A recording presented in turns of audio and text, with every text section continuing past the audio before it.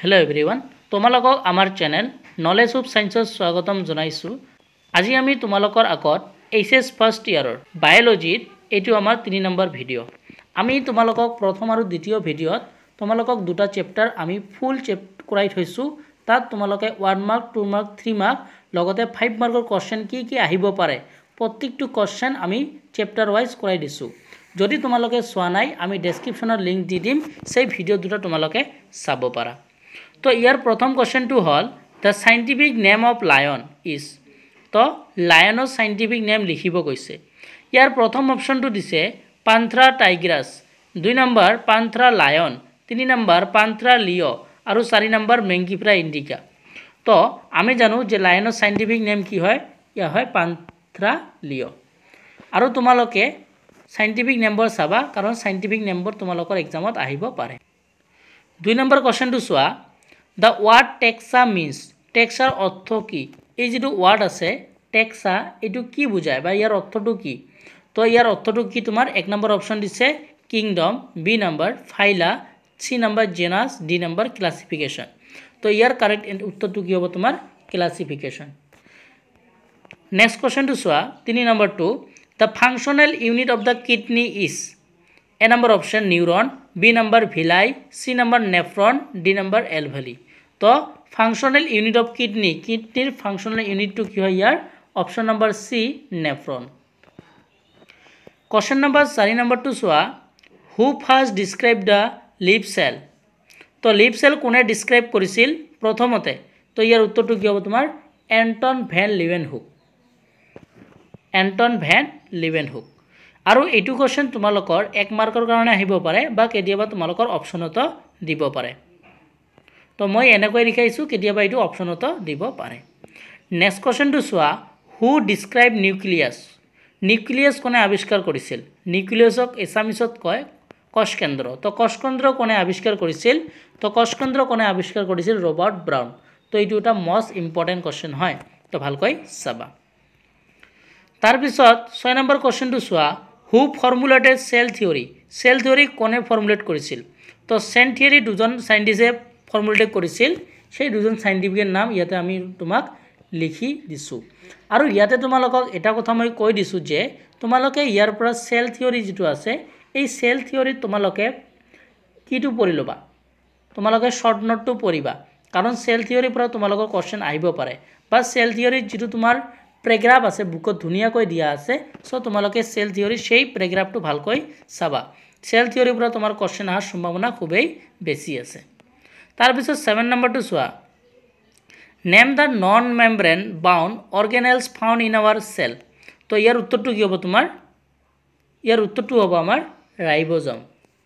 Next question तो चुआ 8 number 2 what is centromere. Centromere की। तो कि हम the primary construction in term as centromere. तो এইবোৰ মই শৰ্ট क्वेश्चन ৰাখিছো।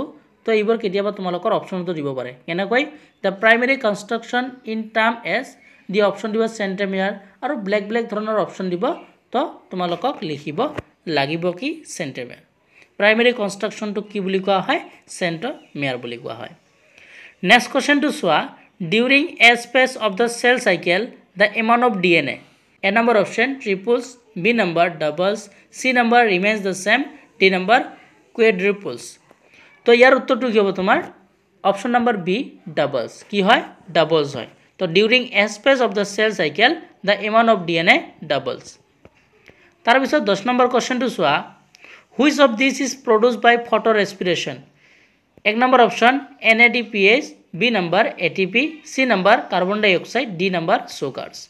तो फोटो रेस्पिरेशनत कोनটো তোমাৰ ইয়াতে প্ৰডিউস হয় এই চাৰিটাৰ ভিতৰত কোনটো তোমাৰ প্ৰডিউস হয়। তো ইয়াৰ উত্তৰটো কি হ'ব তোমাৰ কাৰ্বন ডাইঅক্সাইড। তো কাৰ্বন ডাইঅক্সাইড কি হয় তোমাৰ প্ৰডিউস হয়। नेक्स्ट 11 नंबर टू क्वेश्चन तो चुआ fusion of protoplasm between two motile. Sorry इते मोबाइल लिखिছো ये भूलते मोबाइल हो गल। तो इते कि हम तुम मोटाइल हम कि हम तुम इते मोटाइल हम। सो तुम्हारे ये ठीक कर लबा यू कि हम तुम मोटाइल हम। तो fusion of protoplasm between two motile और टू यू हो भूल। तो इते तुम्हारे कि बना लबा मोटाइल बना लबा। तो fusion of protoplasm between two motile और non motile gamete is called या कि বুলি কোৱা হয় ইয়াক কোৱা হয় তোমাৰ প্লাজমোগেমি বুলি কোৱা হয়। কি বুলি কোৱা হয়? প্লাজমোগেমি বুলি কোৱা হয়। তোমালোকে যদি আগৰ ভিডিঅ'টো চাইছিলা তেনেহ'লে এইটো কোৱেশ্চন নিশ্চয় কৰিব পাৰিলাহেঁতেন, কাৰণ তাত আমি এইটো কৰাই থৈছিলোঁ। তাৰপিছত তোমাৰ নম্বৰ 12 নম্বৰ কুৱেশ্যনটো চোৱা, এলগেল কম্পনেণ্ট ইজ কল্ড। যিটো এলগেল কম্পনেণ্ট আছে এইটো কি বুলি কোৱা হয়? তোমাৰ ফাইক'বিয়েন বুলি কোৱা হয়। তো এইটো তোমালোকৰ কেতিয়াবা অপশ্যনতো দিব পাৰে। তো ইয়াতে মই আৰু এটা কৈছোঁ, যিটো তোমাৰ ফাংগেল কম্পনেণ্টক কি বুলি কোৱা হয়? তোমাৰ মাইক'বিয়েন বুলি কোৱা হয়। তো এইটো তোমালোকে মনত ৰাখিবা। তাৰপিছত এটা কুৱেশ্যন আছে, হু ডিস্কভাৰ ভাইৰয়েডছ। তো ভাইৰয়েড কোনে ডিস্কভাৰ কৰিছিল? টিঅ'ডিনাৰ। কোনে? টিঅ'ডিনাৰ। আৰু কিমান চনত কৰিছিল আৰু ইয়াৰ ডেফিনেশ্যনটো তোমালোকে চাব লাগিব। যদি ইয়াৰ উত্তৰটো লাগে তোমালোকে আমাৰ আগৰ ভিডিঅ' চাব পাৰা। তো এইটো টপিক তোমালোকে নেৰিবা। এইটো ভাইৰয়েডছ কি হয় আৰু এইটো তোমাৰ কোনে আৱিষ্কাৰ কৰিছিল আৰু কিমান চনত এইটো তোমালোকে পঢ়িবা। তাৰপিছত এটা মই কুৱেশ্যন ৰাখিছোঁ, 14 নম্বৰটো চোৱা, the flower is the reproductive unit in a angiosperm. তো এইটো ট্ৰু হয় নে ফলছ হয়? তো এইটো কি হয়? তোমাৰ ট্ৰু হয়। কি হয়? Flower is the reproductive unit in a angiosperm. এইটো কি হয়? তোমাৰ ট্ৰু হয়।